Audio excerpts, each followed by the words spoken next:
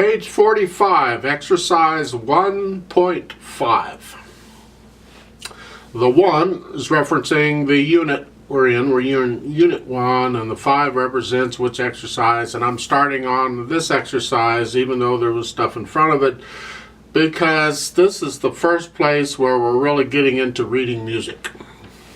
Now, in the previous pages, these 44 pages prior to this, the book covers the history of the keyboard instrument, the history of the piano and its predecessors, and it's really some interesting reading. They got some wonderful pictures.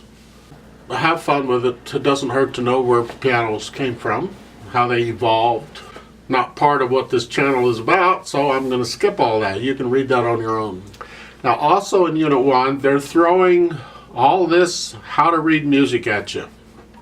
And there's quite a bit. And the author of the book is like, well, I'm going to give them a 1-volume thing and just everything will be in it pretty much. I mean, you can't get everything in 1 volume. That would take a library of books. But he has certainly put in an awful lot of stuff. And at the beginning of this unit 1, he covers all this music notation and things, and figure numbers and counting and all kinds of stuff. Good luck. We're going to cover these things a little bit at a time as we go through these, what they call exercises in the book. You may have to go back and refer to these other pages or whatever else, whatever references you have. I don't really teach how to read music. Plenty of videos on YouTube to teach how to read music. I cover pretty much what's in a particular method book that I happen to be in at the time. Some of that has to do with how to read music, I guess. Now, I chose to start on this exercise because it's one of the more important exercises that I used in college. My teachers, more than one teacher, insisted I do this. It's called a trill exercise. A trill is where you alternate 2 notes that are next to each other. It could be like 2 notes on the 2 white keys,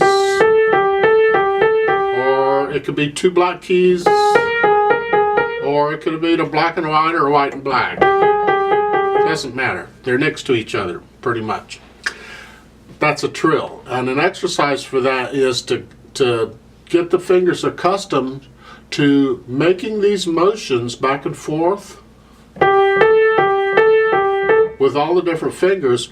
Plus, it helps to engrave the fingering for the scale into the brain, because I use these trill exercises as preparatory exercises to scales. I cover that in the scale videos, and that's why I like this. Now, they're only going up to 5. They're going just a 5-finger position here, and for scale you have to use the fingering in the scale, but I'll cover that in the scale video.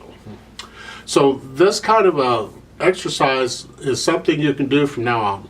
No matter how advanced you get or whatever, this you can do from now on. Kind of wakes the fingers up, getting them ready to go. Now let's talk about this briefly. There's 2 parts to this. There's a right hand and a left hand, obviously for the hands. So each one is in a C position. C position is where your hands are the 5-finger position. Each finger's on a key like this, and the bottom note of each hand happens to be a C. And we're just going to alternate like they're telling you. The first note is middle C to D. Again, there's 2 measures of this. A measure is the distance between those vertical lines. That's a measure. Right. Then you go up to the next one. Just keep this hand positioned. The next one. And the next one. And then you work your way back down. The left hand one is the same. You're going to start down here. The weak fingers are going to be 4 and 5. In piano playing, we got to learn to use them as best you can. Unless you have some physical ailment that prevents you from using them, you need to learn to use them as best you can. So now I don't use my finger muscles to do this. Finger muscles are weak anyway. I mean, well, they're not that weak. They're kind of strong, but for playing a piano, they're not too good. What I do is I put my hand in this position and I'm transferring the weight of the hand and the arm. So I'm basically using the finger to hold up the arm and the hand. I relax my arm, and so all the weight of my arm is on there pretty much. At least the forearm is. And all I'm going to do is just transfer the weight from finger to finger. Now I'm exaggerating this for you. And when you start doing it, I suggest you exaggerate it. And the next one, same thing. And I suggest you use this weight transfer technique in most all your playing. Even in the right hand when we're there, even with the strong fingers though, 1, 2, and 3 fingers. Still, transfer the weight from finger to finger. Don't hold the wrist still and try and use the finger muscles to push them down. So on this left hand and right hand exercise, you do it. I suggest you use a metronome, and I suggest you go really, really, really slow. Like maybe put the metronome on 60. That would be the equivalent to 1 beat per second. If that's too fast for you, you can put it slower. It's up to you how fast you go. But I'm just trying real slow. It's just what we want to think about are the notes we're playing, the fingers we're using, transferring the weight from finger to finger. Just roll in the hand. And stay with the metronome. What you don't do here is go fast. Try and speed it up, you'll kill it. You'll screw it all up, it'll mess it up. So keep this stuff slow. And that's exercise 1.5. That's about all I have to say. I don't know that we really need to play this together. What you need to do is get to the point where you can do the left hand and right hand at the same time. So it's here. So you're rotating both hands, but you're using different fingers in each hand. That's a challenge.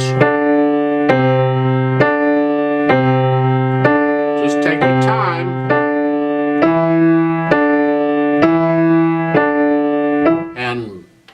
And work it out. I suggest, again, you do this every day when you start practicing. For at least the first time you sit down at the keyboard, just go ahead and do this. Might have to apologize to anybody else around who can hear you. Sorry for this, but here we go. And then do your thing, and hopefully they'll understand. If you have any questions on this exercise, please be sure and ask me. You can comment down below if you have a YouTube account. You can tweet me. My Twitter feed is in the description. You can email me. The email associated with this channel, I think, is in the description, or it's in the About page of my channel. Or it's just letsplaypianomethods@gmail.com. Something like that. And since some people message me, although I haven't given out that information, so I don't know how they're messaging me. I don't understand how that works, but if that's how it works for you, then I don't care. One person had a great idea, and that is I was talking about posture and all that, and they cover that in the book too. And he wanted me to review him. Well, I can't see you. But what he did is since he had a YouTube account, he uploaded a video of him sitting at the piano playing a little bit so I could see his posture and so forth, and that worked out great. Then I could give him feedback directly on what I thought was good and bad about what he's doing. So if you want to do that, by all means, upload a video. I'm not sure how it works. If you keep it private, just give me the link, or you just make it unlisted so it's not advertised, and then send me the link so I can get to it. I'm not sure how it works. I think you can control who can see your videos, but just fix it so I can see your video, and then I'll provide you feedback on that if you'd like. I'm not going to do a play with me on this exercise because this is all it is, and you can do that yourself. You don't need me for that. So, yeah.